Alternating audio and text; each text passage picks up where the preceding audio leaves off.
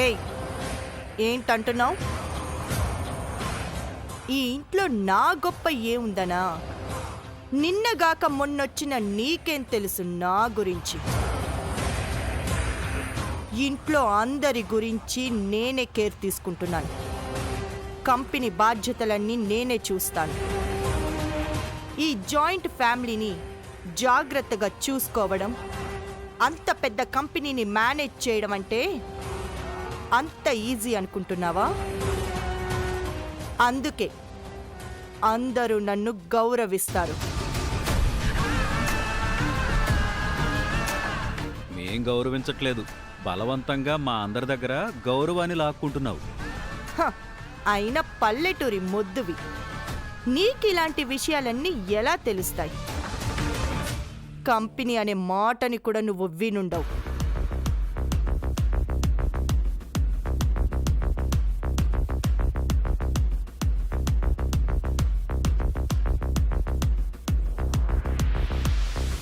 అసలు మన కంపెనీ ఎక్కడుందో తెలుసా నీకు? అది ఎప్పుడు మొదలైందో, అందులో ఎంతమంది పని చేస్తారో నీకు తెలుసా? అవన్నీ తెలిస్తే నీకు నా గొప్పతనం ఏంటో అర్థం అవుతుంది.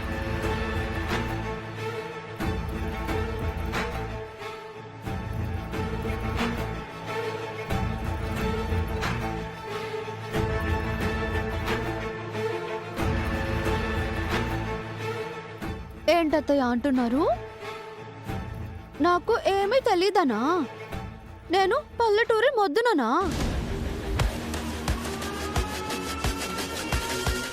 ఇప్పటి పెద్ద పెద్ద పట్టణాలన్నీ ఒకప్పటి పల్లెటూళ్ళే. పల్లెటూరి వాళ్ళ తెలివితేటలు పెరిగి పల్లెలు పట్టణాలయ్యాయి. మన ఆఫీస్ ఎక్కడుందో నాకు తెలీదా? Road number 32, flat number 207, Madhapur, pin code 000.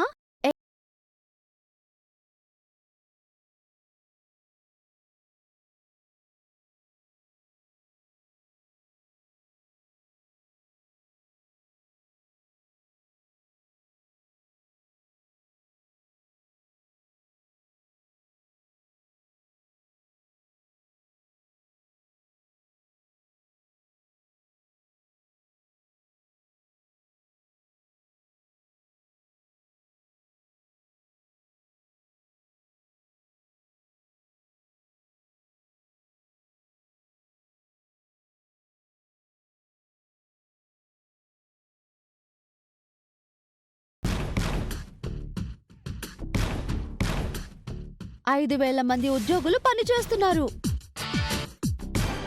అన్ని బ్రాంచీలతో కలుపుకొని కంపెనీ సంవత్సర ఆదాయం 100 కోట్ల పైనే.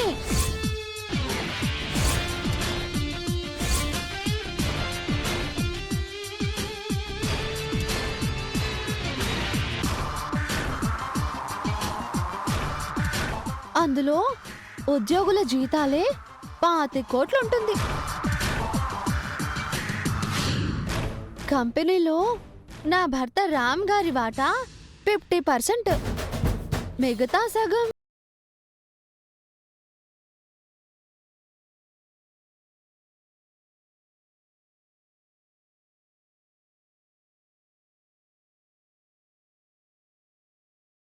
కోకాపేట, శంషాబాదుల్లో స్థలాలు, ఫామ్ హౌస్లు ఉన్నాయి.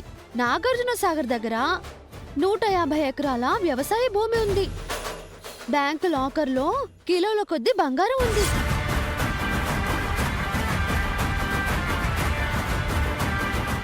కంపెనీకి అనుబంధంగా 4 ట్రస్టులు పనిచేస్తున్నాయి. 2 కార్పొరేట్ హాస్పిటళ్లు, మెడికల్ కాలేజీలు, ఒక టెక్స్టైల్ కంపెనీలో వాటాలున్నాయి.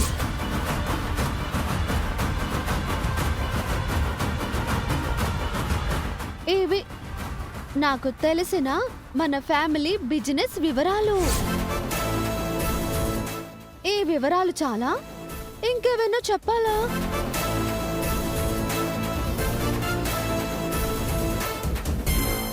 Any doubt?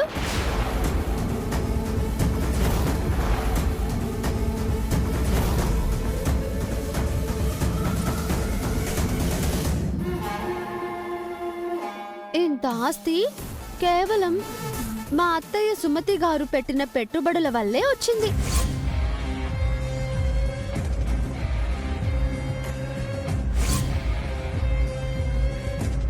ఆ రోజు మా అత్తయ్య మావయ్యలు కష్టపడి ఉండకపోతే ఈరోజు ఏమీ ఉండేది కాదు.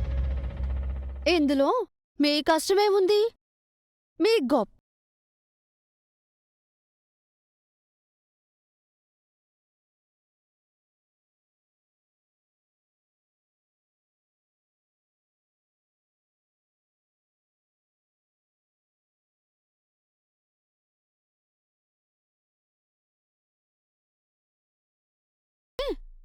ఈరోజు మీరు ఆ ఫలాలని తింటున్నారు.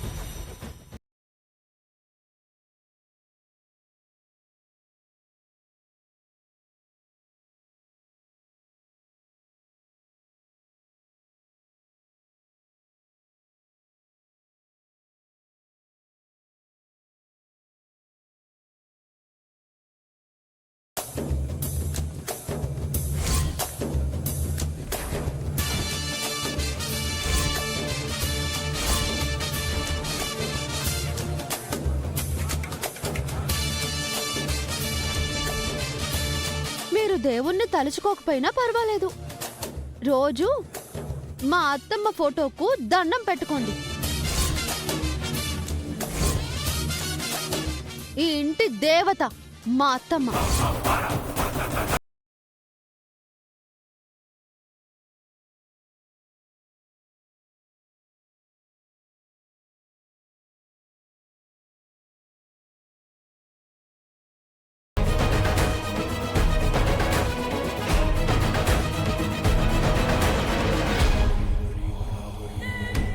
సీతకు ఇన్ని విషయాలు ఎలా తెలిసాయి? ఎవరు చెప్పారు?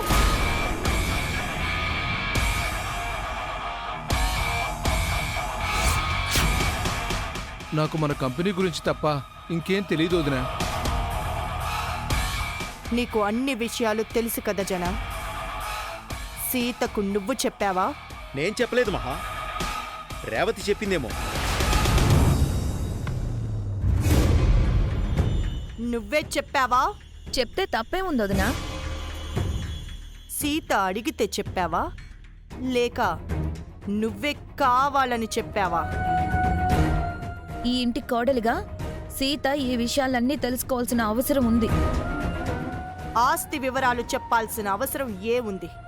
కంపెనీ ఎవరు స్టార్ట్ చేశారో, ఎవరు పెట్టుబడి పెట్టారో చెప్పాల్సిన పనే ఉంది. ఆ, ఈ రోజు కాకపోయినా ఏదో ఒక రోజు సీత అన్ని విషయాలు తెలుసుకుంటుంది కదా చెల్లాయ్. సీతకి ఈ విషయాలు తెలిస్తే సమస్య ఏంటి? తెలుసుకునే హక్కు సీతకుంది కదా. మీరు ఇంకా బోన్ చేయలేదు కదా, తినండి. నా కడుపు నిండిపోయింది.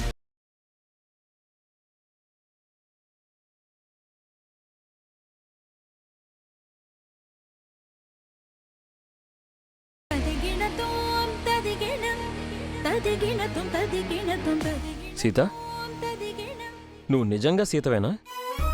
కాదు, మాయా సీతని. అలాగే అనిపిస్తోంది సీత. గుక్క తిప్పుకోకుండా అనర్గళంగా అన్ని విషయాలు ఎలా చెప్పావు? అందులో చాలా విషయాలు నాకే తెలీదు. నువ్వెప్పుడు తెలుసుకున్నావు? మనసుంటే మార్గం ఉంటుంది మామా. కంపెనీ స్టార్ట్ చేయడానికి మా అమ్మ నగలిచ్చిందని నాకిప్పటి వరకు తెలీదు. మీ పిన్ని మీకు తెలియకుండా దాచింది. తెలిస్తే తన మీద మీకు ఎక్కడ గౌరవం తగ్గిపోతుందోనని మీ పిన్ని భయం. అదేం కాదు, పిన్ని కూడా కంపెనీ కోసం చాలా కష్టపడుతుంది. ఏదో బ్యూటీ పార్లర్కి వెళ్ళొచ్చినట్టు ఆఫీస్కి వెళ్ళి వస్తుంది. అది కూడా ఒక కష్టమేనా? ఒకసారి ఆఫీస్కొచ్చి చూడు, అక్కడ పిన్ని ఎంత కష్టపడుతుందో నీకే తెలుస్తుంది. ఆ రోజు కూడా త్వరలోనే వస్తుంది. ఏంటి, నువ్వు నిజంగా ఆఫీస్కొస్తావా? ఆ టైం వచ్చినప్పుడు తప్పకుండా వస్తాను. అది సరే, మొత్తం మీ పిన్నే కష్టపడుతున్నప్పుడు మీరు, మావయ్య, చిన్న మావయ్య గారు, బాబాయి ఆఫీస్లో ఏం చేస్తున్నట్టు? అష్టాచెమ్మ ఆడుకుంటున్నారా? పిన్నితో పాటు అందరం వర్క్ చేస్తాం. అప్పుడు ఆవిడతో పాటు మీ అందరికీ క్రెడిట్స్ ఇవ్వాలి కదా. మొత్తం తాను చేస్తున్నట్టు ఆ బిల్డప్ ఎందుకు? ఇప్పుడు ఆ గొడవ ఎందుకు?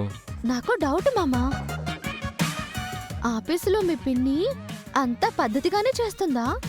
మీకు అన్ని విషయాలు చెప్తుందా? లేదా చేతివాటం చూపించడం, అవకతవకలకి పాల్పడడం లాంటివి ఏమైనా చేస్తుందా? నో నో నో, మా పిన్ని చాలా పర్ఫెక్ట్. అనవసరంగా పిన్ని గురించి నోరు జారుకో. పిన్ని రియల్లీ గ్రేట్. హ, ఈ రొటీన్ డైలాగులు విని విని బోర్ కొడుతుంది. కానీ కాసేపు మీ పిన్ని విషయం పక్కన పెట్టి అత్తమ్మ గురించి మాట్లాడుకుందాం. మీకు మీ అమ్మగారి గురించి ఏమైనా తెలుసా? మా అమ్మ నా చిన్నప్పుడే చనిపోయిందని చెప్పాను కదా. అంటే అత్తమ్మ తరపు బంధువులు, చుట్టాలు ఎవరు, ఎక్కడుంటారు, ఆ విషయాలు కూడా తెలియవా? ఆ విషయాలేవి నాకు తెలీదు. తెలుసుకోవాలని ఎప్పుడూ అనిపించలేదా? అత్తమ్మ గారిల్లు అంటే మీ అమ్మమ్మ గారిల్లు ఎక్కడుందో, ఏ ఊరో కనుక్కోవాలి అని అనిపించలేదా? అసలు మా అమ్మ నాకు గుర్తుంటేనే కదా. అమ్మని మరిపించేలా పిన్ని నన్ను ప్రీతిని పెంచింది. పిన్నే మా అమ్మ అనుకున్నాం. అలా ఎలా అనుకుంటారు? కన్న తల్లి సవతి తల్లి ఒకటేనా? మా పిన్నిని సౌత్ తల్లి అనుకో, వింటే ఫీల్ అవుతుంది. హ్మ్. కన్న కొడుకు తన గురించి ఆలోచించలేదని పైలోకంలో ఉన్న అత్తమ్మ కూడా ఫీల్ అవుతుంది. ఈ ఇంట్లో అమ్మ ప్రస్తావన ఎప్పుడూ వచ్చేది కాదు సీత. ఆ టాపిక్ ఎవరు ఎత్తేవారు కాదు. నువ్వొచ్చాకే అమ్మ ఫోటో హాల్లోకి వచ్చింది. అయితే మీ పిన్ని బాగానే మేనేజ్ చేస్తుందన్నమాట. అత్తమ్మని కనుమరుగు చేసింది. అలాంటిదేం లేదు. పిన్నికి తను సవతి తల్లి అనిపించుకోవడం ఇష్టం లేదు. అందుకే అమ్మని హైలైట్ చేయలేదు. సరే గాని అత్తమ్మ గురించి ఎవరు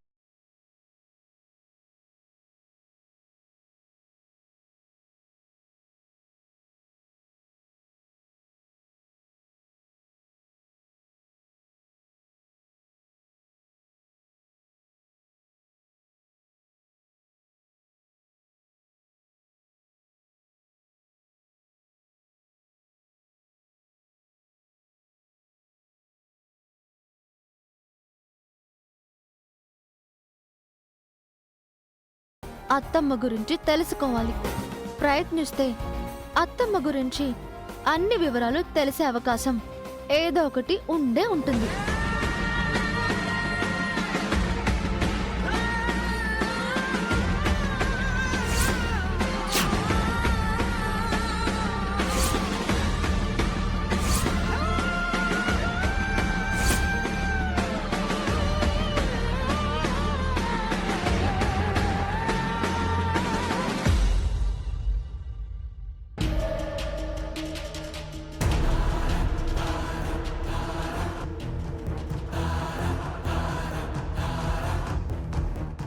మన ఇంట్లోనే మనకి శత్రువులున్నారు మహా. మన ఆస్తి వివరాలన్నీ రేవతి సీతకు చెప్పేసింది. సీత కూపిలాగిందో లేక అత్తే కావాలని చెప్పిందో తెలీదు కాని సీతకు మాత్రం అంతా తెలిసిపోయింది. సీత సామాన్యురాలు కాదు వదిన. మెల్లమెల్లగా తన పట్టు పెంచుకుంటుంది, బలం పుంజుకుంటుంది. ఎంత చేసినా రేవతి అత్తేని ఎందుకు వదిలేసావు పిన్ని? రేవతి అత్తను కట్ చేస్తే సీతకు ఎలాంటి ఇన్ఫర్మేషన్ దొరకదు కదా. ఇంకా నయం, రామ్ పేరు మీద ఉన్న 50% ఆస్తిని నీ పేరు మీద ట్రాన్స్ఫర్ చేయబోతున్న విషయం సీతకు తెలీదు మహా. రేపు ఉదయం డాక్యుమెంట్స్ తీసుకొని లాయర్ని, ఆడిటర్ని ఇంటికి రమ్మన్నావు. ఆ డాక్యుమెంట్స్ ఏంటి అని సీత తెలుసుకునే అవకాశం ఉంది. డాక్యుమెంట్స్లో ఏముందో సీత తెలుసుకొని సీత రామ్ని సంతకం పెట్టకుండా అడ్డుపడితే మన ప్లానింగ్ అంతా వేస్ట్ అవుతుంది వదిన. ఎట్టి పరిస్థితుల్లోనూ అలా జరగకూడదు. మనం అనుకున్నదే జరగాలి. రేపు రామ్ వాటా నా పేరు మీద ట్రాన్స్ఫర్ అయి తీరాలి. ఇప్పటి వరకు సీతకు ఏమీ తెలీదనుకున్నాం. ఆస్తి వివరాలన్నీ తెలిసిపోయాక సీత ఖచ్చితంగా అడ్డుపడుతుంది మహా. కానీ డౌట్ వచ్చిందంటే ఏదో ఒకటి చేసి ట్రాన్స్ఫర్ని ఆపుతుంది. ఏం చేద్దాం వదినా? ఆస్తి ట్రాన్స్ఫర్నే పోస్ట్పోన్ చేద్దామా? దానికి భయపడి మనం వెనకడుగు వెయ్యడమేంటి? దాన్ని ఏం చెయ్యాలో నాకు తెలుసు. సీతను ఆపడానికి ఏదైనా ప్లాన్ ఉందా మహా? ఉంది. దాని గురించే ఇప్పటి వరకు ఆలోచించాను. ముళ్ళుని ముళ్ళుతోనే తీయాలి. సీతను చీట్ చేసే ఆపాలి. చీటింగా అంటే ఏ విధంగా మహా? చెప్తాను. ప్రతిరోజు రాత్రిపూట రామ్ వెండి గ్లాసులో పాలు తాగి పడుకుంటాడు. సీత కూడా గాజు గ్లాసులో పాలు తాగి పడుకుంటుంది. సీత తాగే పాలల్లో విషం కలుపుదాం వదినా? విషం కాదు. అది అంత ఈజీగా చావకూడదు. చావు దానికి స్వర్గం లాంటిది. చావుకు ముందే అది నరకం అనుభవించాలి. సీత తాగే పాలల్లో స్లీపింగ్ టాబ్లెట్స్ కలపండి. ఆ పాలు తాగి సీత రేపు ఆఫ్టర్నూన్ వరకు నిద్ర లేవదు. ఎలాగూ రేపు మార్నింగ్ లాయర్, ఆడిటర్ వస్తారు. సీత నిద్ర లేచేలోపు రామ్ చేత సంతకాలు తీసుకుందాం. ఆస్తి నా పేరు మీద ట్రాన్స్ఫర్ అయితే సీత ఏం చేయలేదు. అది నిద్ర లేచేసరికి దాని చేతిలో చిప్పుంటుంది. సూపర్ మహా, చాలా మంచి ఐడియా వేశావు. సీత కలలో కూడా మనం ఇలా చేస్తున్నట్టు ఊహించలేదు. స్లీపింగ్ టాబ్లెట్స్ మింగితే కలలు కూడా రావు నాన్నా. డీప్ స్లీప్లోకి వెళ్ళిపోతుంది. పొద్దున సీత ఎందుకు నిద్ర లేవలేదని రాముకు డౌట్ వస్తే ఏదో ఒకటి చెప్పి నేను మేనేజ్ చేస్తాను. నేను చెప్పింది మీరిద్దరు కేర్ఫుల్గా చేయండి. అలాగే పిన్ని. సీత గమనించకుండా పాలల్లో స్లీపింగ్ టాబ్లెట్స్ కలుపుతాము. సీతకు డౌట్ రాకుండా చేస్తాం పెద్దమ్మా. వెళ్ళండి. మీ పనయ్యాక వచ్చి నాతో చెప్పండి. అలాగే పెద్దమ్మా.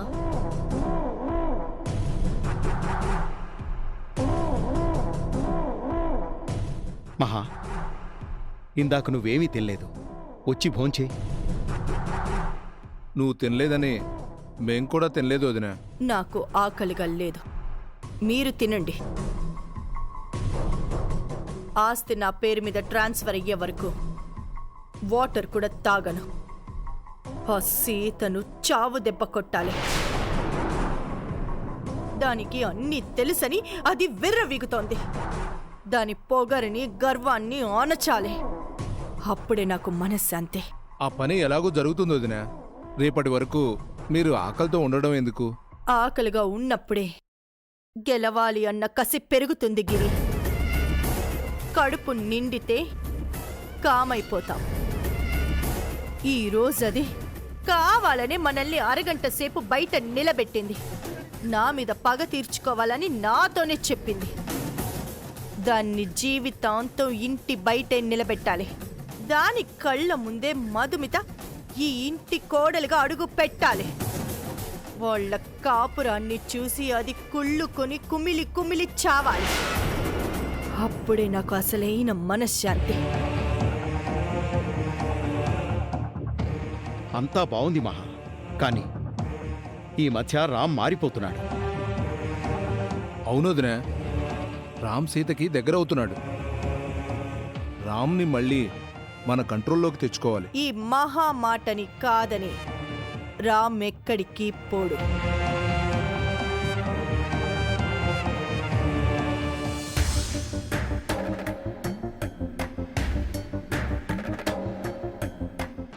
ఇప్పుడు 2 తెలుగు రాష్ట్రాల్లో మన కంపెనీకి 15 బ్రాంచులున్నాయి.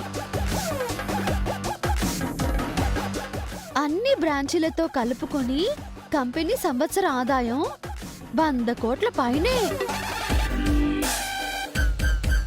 పెద్దగా చదువుకోకపోయినా సీత కంపెనీ గురించి అన్ని విషయాలు గుర్తుపెట్టుకుని చాలా బాగా చెప్పింది.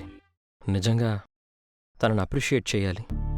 అలా అని తన ముందు పొగిడితే ఇంకా రెచ్చిపోతుంది. మనసులోనే ఉంచుకోవడం బెటర్.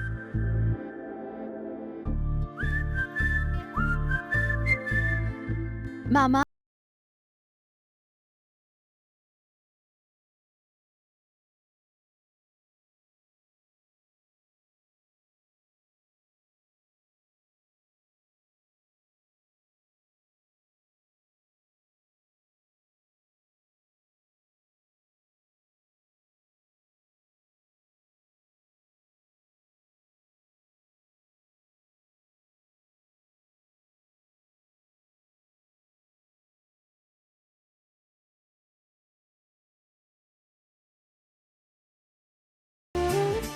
నేను నీ గురించి ఆలోచిస్తున్నానని నువ్వెలా చెప్తావు?